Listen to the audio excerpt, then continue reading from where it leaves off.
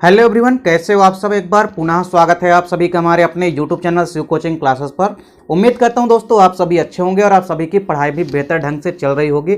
आज की इस वीडियो में हम देखेंगे class 11th biology NCERT chapter 4 के जितने भी मोस्ट इंपॉर्टेंट क्वेश्चन हैं दोस्तों, जो कि आपके पेपर के पॉइंट ऑफ व्यू से काफ़ी हेल्पफुल हैं, आज की इस वीडियो में हम देखेंगे दोस्तों।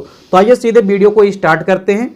तो देखिए, पहला क्वेश्चन है दोस्तों कि संघ एनीलिडा यानी जो फाइलम एनीलिडा है तथा संघ मोलस्का, तो संघ एनीलिडा और संघ मोलस्का के सामान्य लक्षण लिखने हैं।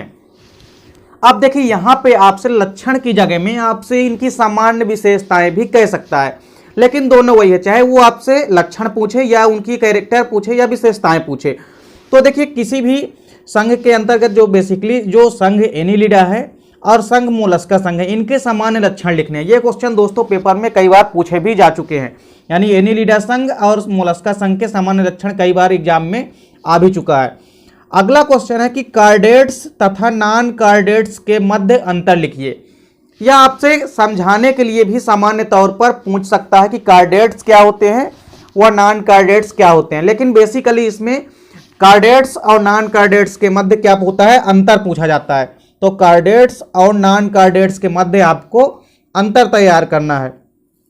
अगला क्वेश्चन है कि संघ आर्थ्रोपोडा यानी फाइलम आर्थ्रोपोडा के सामान्य लक्षण लिखने हैं।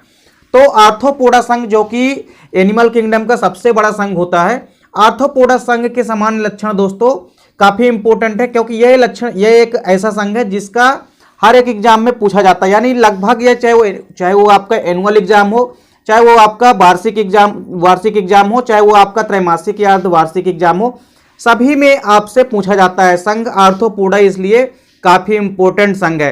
तो संघ आर्थ्रोपोडा के लक्षण भी आपको तैयार करने हैं। अगला क्वेश्चन है कि अरीय सममिति व द्विपार्श्व सममिति में अंतर लिखिए।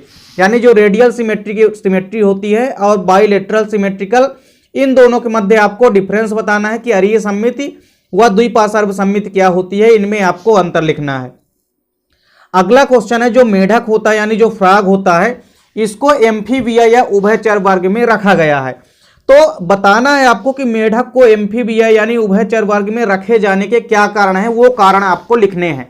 क्योंकि ऐसा क्वेश्चन दोस्तों पेपर में कई बार पूछा भी जा चुका है कि मेढक को एम्फीबिया वर्ग में रखे जाने के क्या कारण है कि मेढक को एम्फीबिया वर्ग में रखा गया है। अगला क्वेश्चन है दोस्तों कि व्हेल मछली जो होती है इसको स्तनी वर्ग यानी कि मैमेलिया वर्ग में रखा गया है।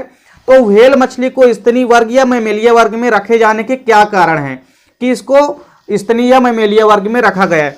तो इन दोनों क्वेश्चनों में से दोस्तों, चाहे वो आपको मेढक को एम्फीबिया वर्ग में रखे जाने के कारण आपसे पूछ ले या आपसे ऐसा पूछ ले कि व्हेल मछली को स्तनी वर्ग में रखे जाने के कारण लिखिए, ये दोनों क्वेश्चन में से कोई ना कोई क्वेश्चन दोस्तों आपके पेपर में देखने को निश्चित रूप से मिल सकता है। अगला क्वेश्चन है कि संघ protozoa, Coelenterata, Porifera, Platyhelminthes, Echinodermata तथा कार्डेटा संघ के सामान्य लक्षण लिखिए। देखिए दोस्तों, इसके पहले हमने आपको संघ एनीलिडा, संघ मोलस्का और संघ आर्थ्रोपोडा के लक्षण, लेकिन दोस्तों आपसे पेपर में किसी भी पर्टिकुलर संघ का आपसे सामान्य लक्षण या उनकी विशेषताएं आपसे पेपर में पूछ सकता है, क्योंकि सभी के सभी यहाँ पे जो भी संघ हैं सभी के सभी इंपॉर्टेंट हैं। इसलिए कोई भी संघ के इंपॉर्टेंट लक्षण या सामान्य लक्षण आपसे पूछ सकता है। तो आपको चाहे वो कोई भी संघ हो, चाहे वो एनीलिडा संघ हो, मोलस्का संघ हो, आर्थ्रोपोडा संघ हो या प्रोटोजोआ, पोरीफेरा या प्लेटीहेलमिन्थेस, इकाइनोडर्मेटा, हेमिकार्डेटा व कार्डेटा संघ हो, इन सभी संघों के आपके सामान्य लक्षण कम से कम 4-5 सामान्य लक्षण आपको तैयार करने हैं। और यहां से कोई ना कोई क्वेश्चन डेफिनेट पूछा जाएगा कि इस संघ की सामान्य लक्षण आपको लिखना है। अगला क्वेश्चन है कि रेप्टिलिया वर्ग यानी जिसको हम सरीसृप वर्ग भी कहते हैं तथा उभयचर यानी एम्फीबियन वर्ग के सामान्य लक्षण लिखिए। देखिए, जैसे कि कार्डेट्स को मुख्य रूप से 4 वर्गों में जो विभाजित किया गया, उसमें से जो पहला वर्ग है वो रेप्टिलिया है और दूसरा उभयचर। इन दोनों वर्ग के आपको सामान्य लक्षण पता होना चाहिए, क्योंकि कोई ना कोई वर्ग, चाहे वो आपसे रेप्टिलिया वर्ग या उभयचर वर्ग हो, इनके सामान्य लक्षण आपसे पेपर में पूछ सकता है। अगला क्वेश्चन है कि एवीज यानी कि पक्षी वर्ग के समूह को हम एवीज वर्ग कहते हैं। पक्षी वर्ग तथा मैमेलिया वर्ग यानी स्तनी वर्ग के सामान्य लक्षण लिखिए।